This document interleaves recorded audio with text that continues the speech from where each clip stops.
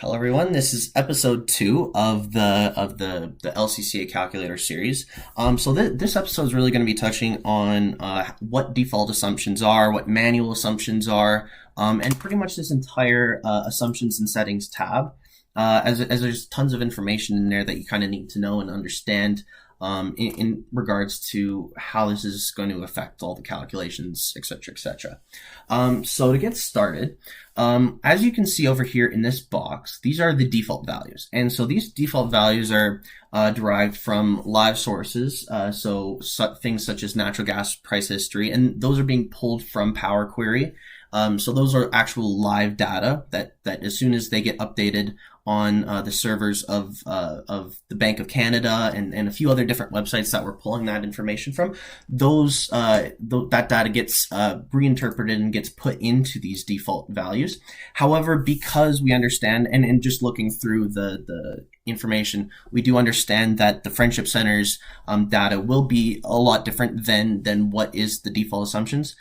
We have made a manual entry so that you can pretty much set the price of natural gas. If you believe the price of natural gas is going to have a 1% increase per year, you can ensure to set that. So pretty much if the Friendship Center was paying $10 per gigajoule, what they could do is essentially type in that, and essentially it would set that out for the rest of the period, but it would still continue to use the expected natural gas increase. So it's not like you have to do research on everything and make sure that all these input, like all the information is input. If you just want to change a single value, like you don't necessarily like the fact that natural gas increase is expected to be 5%, and you only think it's going to be about 2% a year, you could set that and it would be reflected in the numbers. So that's essentially how that works. And the same applies with natural gas, electricity, water. All of them are essentially the same, where they just override the values of here. And another really important thing is that this date of modification here needs to be entered whenever you enter a manual entry. And the reason for that is if we entered the price of natural gas being $5 per gigajoule, and we believe it's going to increase at about a 2% rate per year. Essentially what that would mean is if the date of modification wasn't set, it would have no idea how to set that and increase it going forward in the future. So as soon as we put the date of modification in, it's essentially going to know that this price of natural gas, it was set on at $5 on that date. So if you reopen this calculator in 3 or 4 years time and you don't necessarily adjust the manual entries, we don't want to keep that $5 per gigajoule, given the fact that you've already manually entered a 2% increase. And so the point is that this kind of adjusts for that, and every time that you adjust these manual entries, you should go ahead and change this date of modification over here. Going back to the default section, one thing that we're going to notice is that some of these numbers may be slightly disconnected from what the Friendship Center is paying, such as natural gas price history. And this is due to the fact that we understand that the Friendship Centers will have distribution charges, and natural gas will be more expensive than generally on commodity markets, as commodity markets will be pretty much the lowest fair market value that one could acquire natural gas at.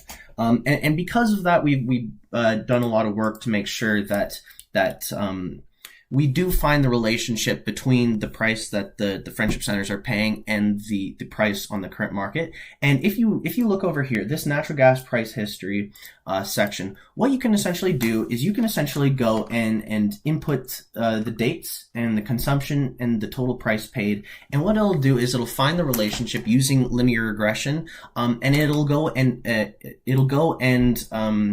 adjust the natural gas price history that's on the market today by what it believes the relationship between the natural gas price history on commodity markets and the price that the Friendship Center pays.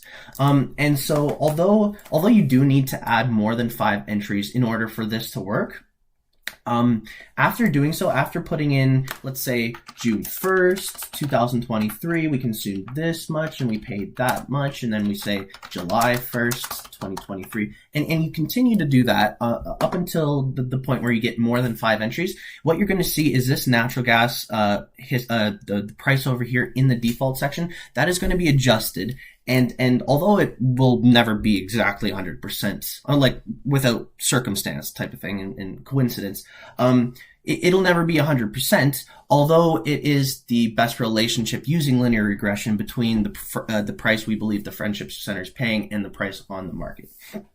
So that pretty much covers the natural gas usage history.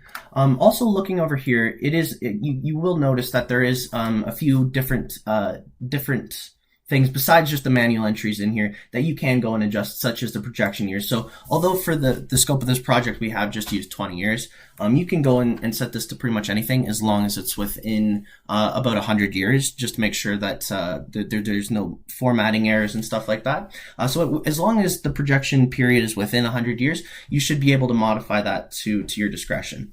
Also with here, the standard deviation range goes into the sensitivity analysis. So as you can see, the lower limit is -2 standard deviations right now, and the upper limit is +2 standard deviations. This is essentially derived from this, and essentially the upper to mid and the lower to mid will essentially be half of the standard deviation range. Moreover, if you look to the GHG federal levy on tons of carbon monoxide emitted, you'll notice that all these numbers are essentially the federal levies, but they are all editable. And what you can do is if something does change in 2030 or 2040, you will be able to go ahead and change these numbers and modify them to reflect current legislation to ensure that any GHG abatements on saved emissions and stuff like that will be reflected in the LCCA.